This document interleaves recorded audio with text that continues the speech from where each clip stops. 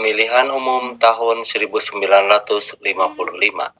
Pelaksanaan pemilihan umum 1955 bertujuan untuk memilih wakil-wakil rakyat yang akan duduk dalam parlemen dan Dewan Konstituante. Dilaksanakan pada masa Kabinet Burhanuddin Harahap. Pemilihan umum 1955 dilaksanakan dalam 2 tahap. 1. Tahap pertama untuk memilih anggota parlemen yang dilaksanakan pada 29 September 1955. Yang kedua, tahap kedua untuk memilih anggota Dewan Konstituante, yaitu Badan Pembuat Undang-Undang Dasar, dilaksanakan pada 15 Desember 1955.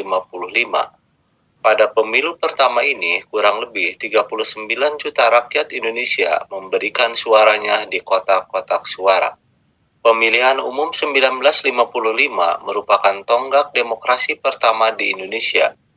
Keberhasilan penyelenggaraan pemilihan umum ini menandakan telah berjalannya demokrasi di kalangan rakyat. Rakyat telah menggunakan hak pilihnya untuk memilih wakil-wakil mereka. Banyak kalangan yang menilai bahwa pemilihan umum 1955 merupakan pemilu yang paling demokratis yang dilaksanakan di Indonesia. Pemilu terdapat sistem pemilu, asas pemilu, dasar hukum penyelenggaraan, badan penyelenggaraan pemilu, peserta pemilu 1995, dan hasil pemilu. 1.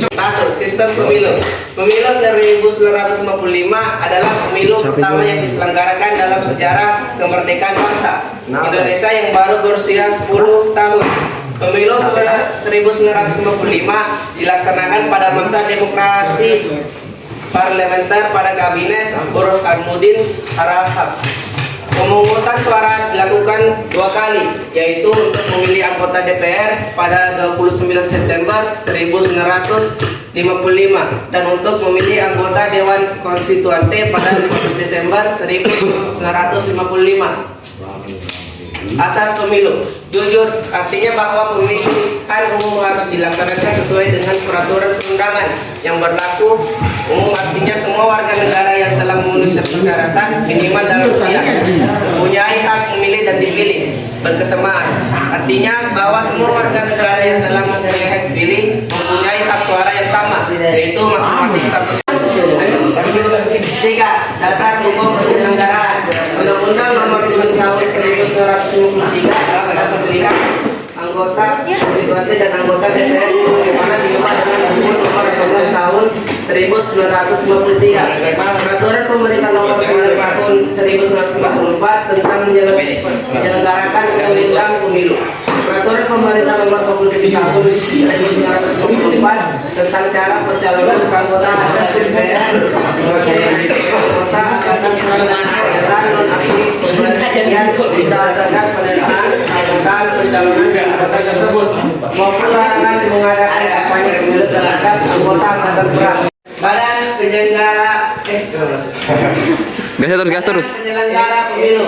Untuk menyelenggarakan pemilu dibentuk Badan Penyelenggara Pemilihan dengan berpedoman pada Surat Edaran Menteri Kehakiman Nomor JB 2 Undang tanggal 23 April 1953 dan 5/11/37 KDN tanggal 30 Juli 1953, yaitu Panitia Pemilihan Indonesia mempersiapkan dan menyelenggarakan pemilihan anggota parlemen dan anggota DPR, anggota PPI sekurang-kurangnya 5 orang dan sebanyak-banyaknya 9 orang dengan masa kerja 4 tahun. Panitia pemilihan dibentuk di setiap daerah pemilihan untuk membantu persiapan dan penyelenggaraan pemilihan anggota legislatif dan anggota DPR. Susunan keanggotaan sekurang-kurangnya 5 orang, anggota DPR sebanyak 7 orang. Dengan masa kerja 4 tahun, panitia pemilihan kabupaten dalam membantu panitia pemilihan mempersiapkan dan menyelenggarakan pemilihan anggota DPR.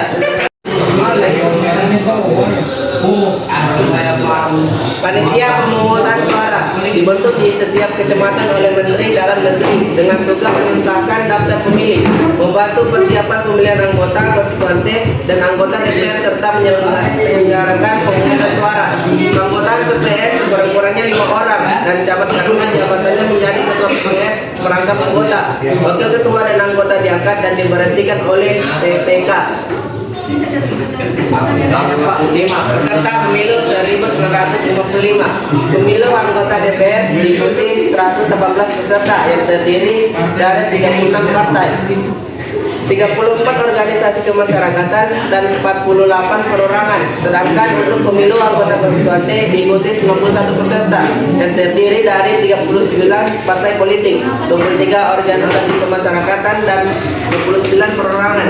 Partai politik tersebut antara lain Partai Komunis Indonesia berdiri 7 November 1945, diketahui oleh Muhammad Yusuf Sarjono.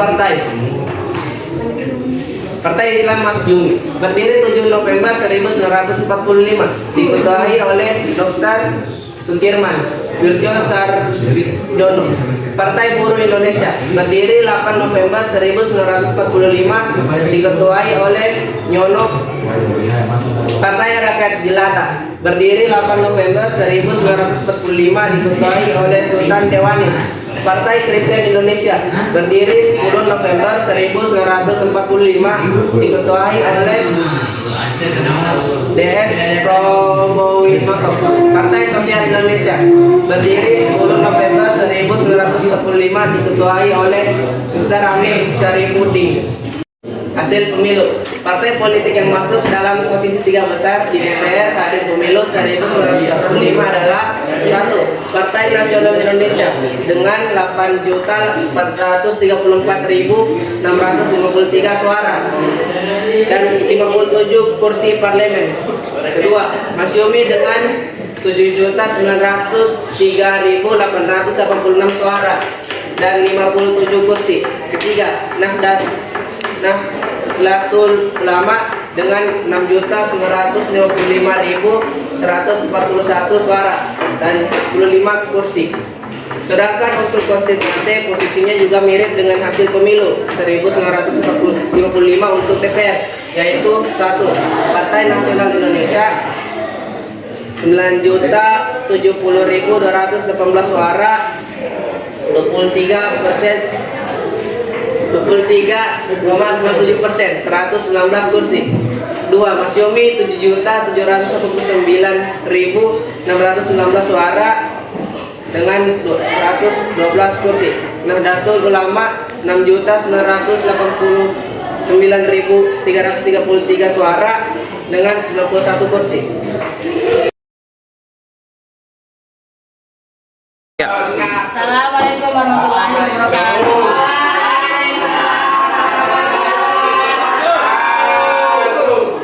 Saya dari kelompok 1 Adinazen Kartini ingin bertanya, apa tujuan pembentukan anggota panitia pemilu di setiap daerah?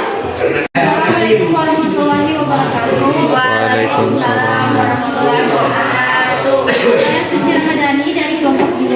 Pertanyaan saya, mengapa pemilu dikatakan sebagai pemilu Indonesia yang paling demokratis? Assalamualaikum warahmatullahi wabarakatuh. Waalaikumsalam warahmatullahi wabarakatuh. Perkenalkan, saya perwakilan dari kelompok 4. Pertanyaan saya yaitu, mengapa pemilu 1995 dilakukan pada saat keamanan negara masih kurang kondusif? Assalamualaikum warahmatullahi wabarakatuh. Waalaikumsalam warahmatullahi wabarakatuh. Saya atas nama Didi Purnomo dari kelompok 5 ingin bertanya, bagaimana keadaan pemilu di daerah pelosok saat itu? Dan yang kedua, bagaimana orang-orang pelosok daerah bisa tahu tentang informasi pemilu daerah itu?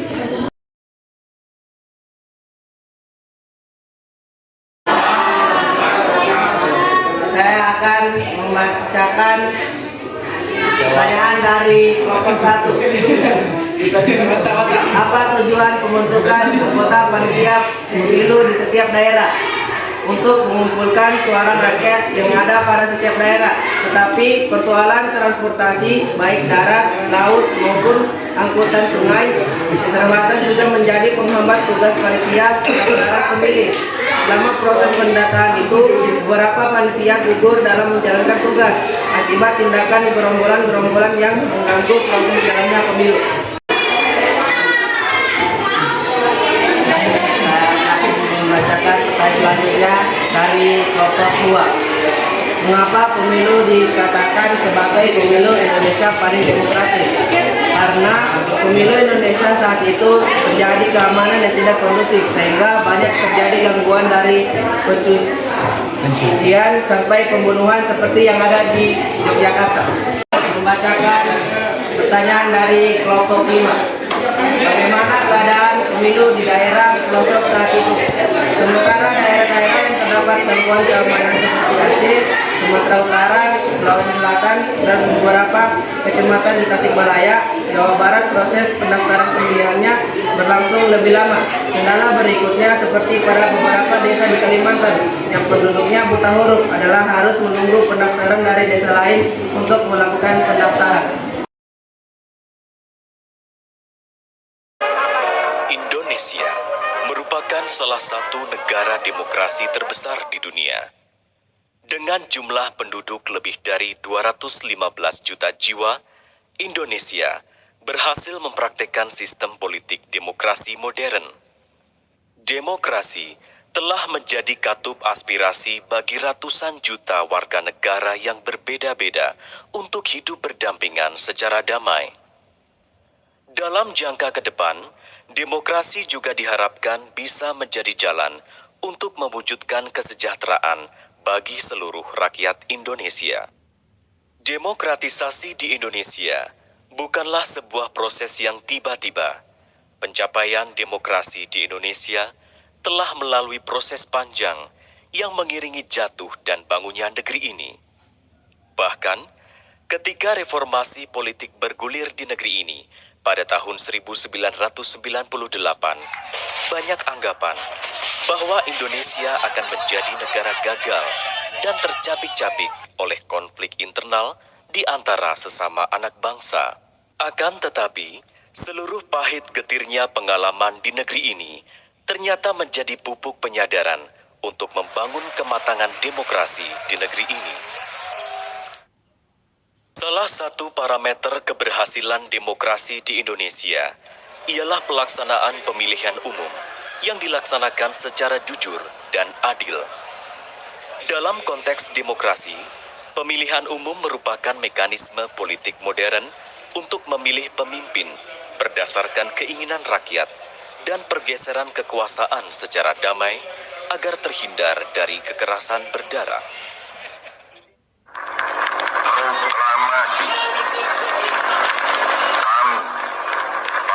Dalam perjalanan sejarahnya, bangsa Indonesia telah menyelenggarakan beberapa kali pemilihan umum.